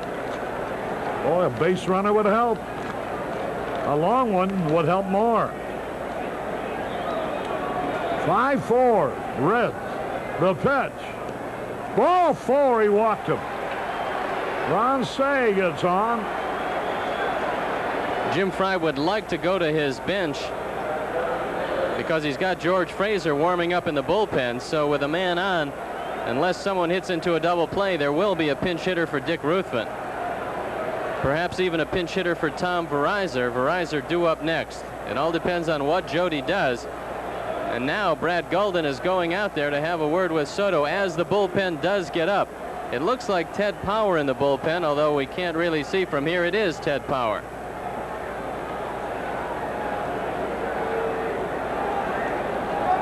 Major Adams here with his family. Professor of Military Science at Morehead State University in Kentucky. They have relatives in the Chicago area. All right, here's Jody Davis. He didn't mean to swing. A little tap. The only play will be to first base. He advanced his man. He was trying to check his swing. The ball bounced high off home plate, and Jody is an easy out. However, Cey has advanced to second base. Jody has not had a good swing against Soto. Neither has Moreland. Cey, on the other hand, has had some real good rips. Lined out to short, single to center, and then this time he walked. Verizor hasn't had the ball out of the infield tonight, and he's coming up there. Dave Parker playing him very deep in right field. I don't understand that because Verizor doesn't drive the ball that way. Now the pitch. Ground ball. That'll be easy to the third baseman, Concepcion. I'm real surprised that Tom Verizor hit, Harry. I really can't understand that. Here we are in the 7th inning, and he's got both Dave Owen and Larry Bowa on the bench, yet he lets Verizor hit the ball after having no success against Soto. Well, we're going to have Jay Johnstone bat here now for Ruthven. You know, we're playing on the road. The 7th inning is getting late. This is line on Ruthven, the 6th inning. They have 5 runs, or 9 hits, 5 runs, all earned, 1 walk, 2 strikeouts. So Ruthven's out of this ball game after 6 innings, giving him 9 hits and 5 runs. Here's Jay Johnstone trying to tie it up. Strike called over the outside corner. Here's a couple from Indianapolis, the Trimpies, celebrating their 10th anniversary. 0-1 on Jay Johnstone.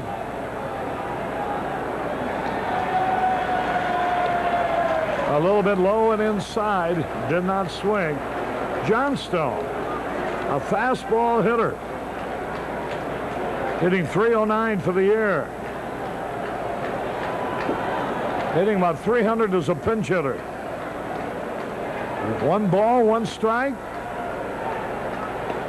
Swung and he missed. And now it's 1-2. I'd be very surprised if Mario Soto gave him a hittable fastball. He's got first base open, and he's got a good slider tonight as well as that changeup. I'd look for something off speed if I were Jay. Now the delivery, here it is. Struck him out on a terrible pitch. Good changeup, and he got Jay. No runs, no hits, no errors, 1 left. We go to the bottom of the 7th now, and it's still the Reds 5, Cubs 4.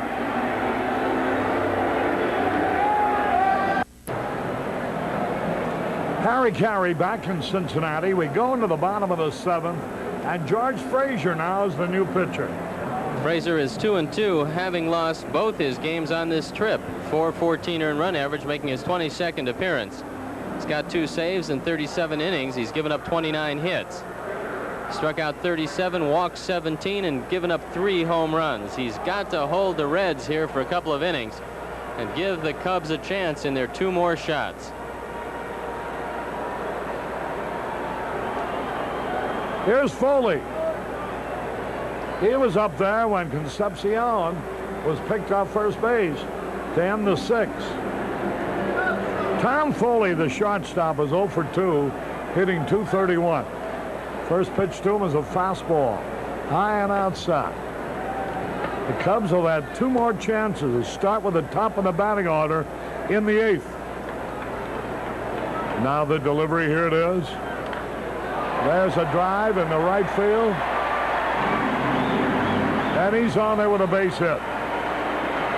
Foley greets Frazier with a line single to right. Got to give Mario Soto a chance now to sacrifice him along. Boy, that 8th man in the batting order is so important for just things like this. If he can get on there, if he can hit, it gives you a chance to utilize a weak hitting pitcher. Now the delivery bunts. The only play, first base, a sacrifice from Durham to Sandberg.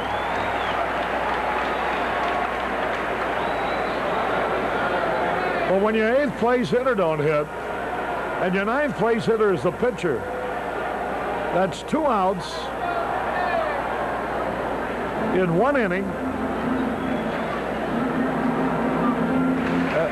And it's very unlikely you're going to score anything. And since they come up about 4 times, it could mean that 4 different innings, the lower end of your batting order, is doing nothing but contributing outs. Here's Gary Ritas. The pitch is a little bit inside. So that 8th place hitter is a very vital man in your batting order. Pete Rose on deck. 1 ball, no strikes. A bouncing ball foul. Ritas is a Jekyll and Hyde type hitter. If you throw him breaking balls, he doesn't hurt you too much. You give him a fastball and he pounds it. He played in Mexico for a season, playing winter ball down there, and he said that he learned how to hit the breaking ball because that's all everybody throws. Well, he didn't learn how to do it well because he really doesn't attack the breaking ball as well as he looks on the fastball. Man in scoring position with 1 out. This is a big run to keep them from getting. Gary Ritas waiting.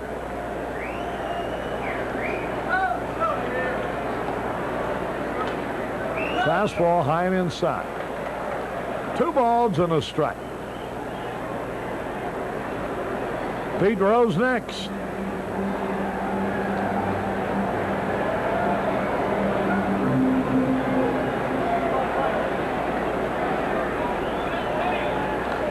I got it. That hit the partition right next to our booth, Harry, but to your credit, you went up there and tried to make the play. Well, it was out of reach. I couldn't get it. Come on out, Arnie. I'll protect you. Arnie turned white underneath that red hat. That one was close. 2 balls, 2 strikes. Gary Ritas, 1 out of 3 today. Pete Rose coming up next.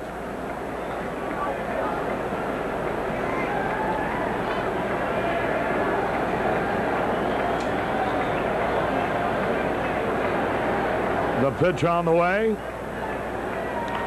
Ground ball to the shortstop. Verizon throws him out. And Foley held second. Here's Rose now. Listen to the crowd.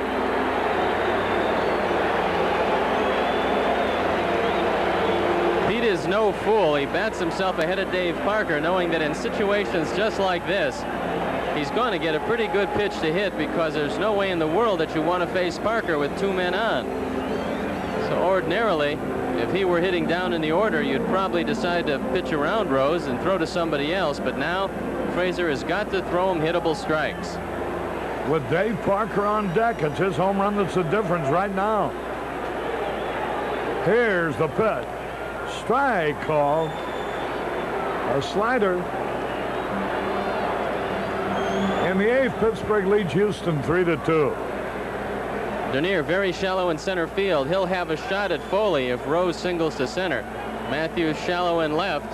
Moreland a little bit deeper in right field. Pete Rose digging in. A little bit inside. Frazier thought that pitch was good. Let's go, Pete, they're chanting.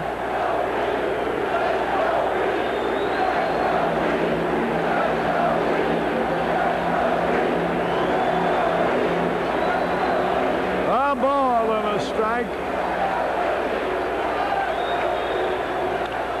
There's a base hit to left field.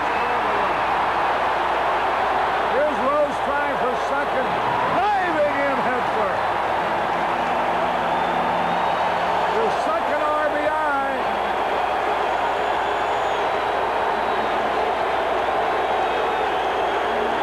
Listen to this crowd. Standing ovation. Look at Rose's uniform.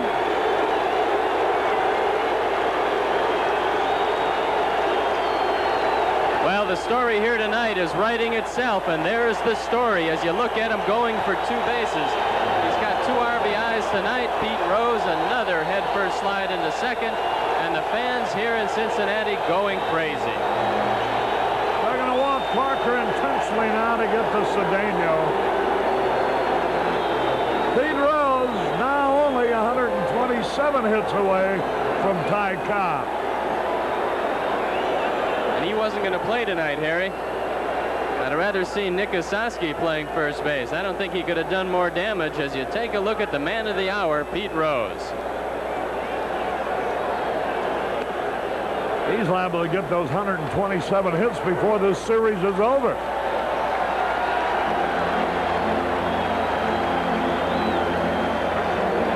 He just went with that ball. He didn't hit it real hard. He just dying quail out there.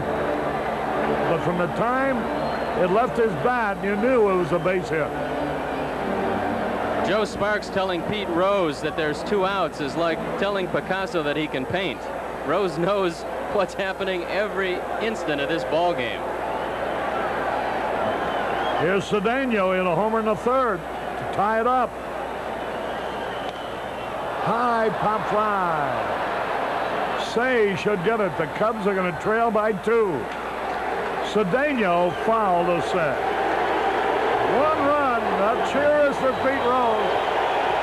As he walks towards the dugout, let's see if he's going to stay in the game. 1 run, 2 hits, no errors, 2 left. At the end of 7, the Reds 6, the Cubs 4.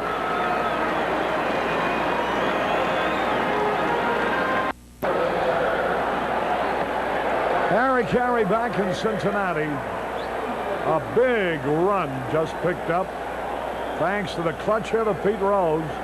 And now instead of leading 5-4, the Reds are ahead 6-4. And leading it off will be Bobby Dernier here in the top of the 8th. Eddie Milner has come in defensively in center field. He still is not strong enough to play every day, but he can fill in defensively and start occasionally. Dernier started the ball game with a double. Milner now playing center field.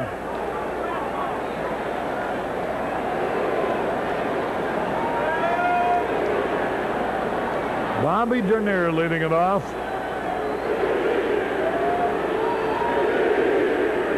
Pete there yelling. The high pop foul back. Cincinnati.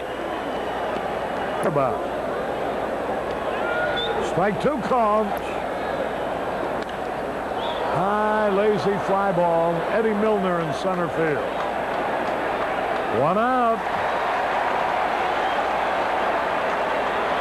The last base hit that the Cubs recorded was leading off the 4th inning when Ron Cey got a single. After that, it's been a couple of bases on balls, and that's been it from Mario Soto, who has gotten awfully tough here in the late going.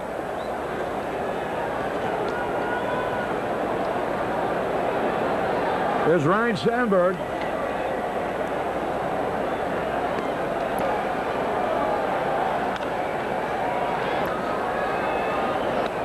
Right under his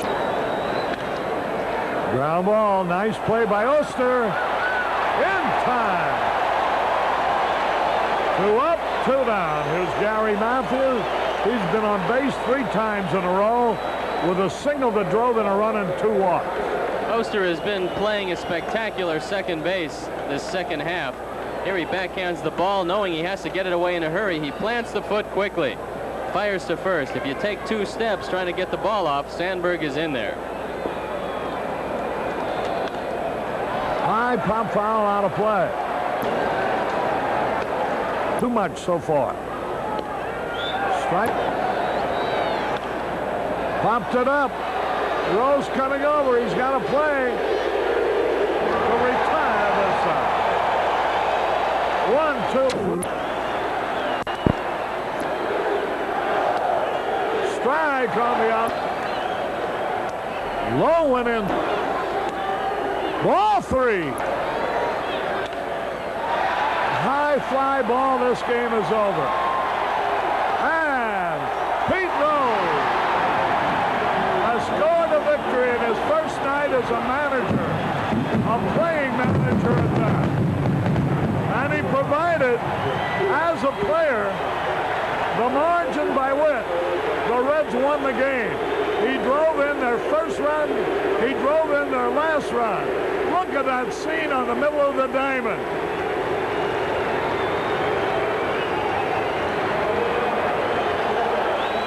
There he goes.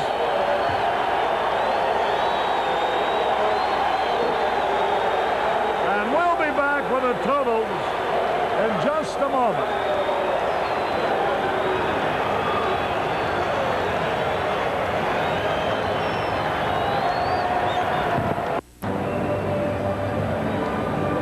With Steve Stone, Harry Caray, back in Cincinnati, where the Cincinnati Reds have just won the first game of the series, beating the Chicago Cubs by the score of 6-4. This marks the 4th consecutive defeat by the Cubs. All these same kind of ball games where you're in it all the way, but just a little short. Well, I hate like the devil to be here for a losing Cub game, but on the other hand, I'm glad I was here for a piece of American baseball history. Well, this was a tremendous spectacle. The last thing that the Cubs needed was a hot ball club. And historically, when a club changes managers, they do a good job. But usually the manager doesn't get 2 base hits and 2 RBIs and do them in. But that's what happened tonight. It was literally Pete Rose night here tonight in Cincinnati. He took over and did what he has done so many times in the past, carry his ball club to another victory. I can't recall the last time I saw a ball club so obviously influenced through the personality of the manager as was the case here tonight. And what really made it, I think, for the ball club was the fact that Pete Rose was in the starting lineup and he contributed 2 big RBI hits. Well, the Cubs tonight went with Dick Ruthven against the ace of Cincinnati, Mario Soto, and both of them struggled in the early going. Dick Ruthven never righted himself, but Mario Soto came on and finished like a champ. His 11th complete game of the year, and after that 3rd inning, which was a rocky one for Mario with a 3-run home run to Leon Durham, Mario took over, gave up only 1 base hit. His control wasn't as sharp as we've seen, but the thoroughbreds come through in the end, and that's what Soto did here tonight. You know, he allowed only 4 base runners after that 3rd inning home run.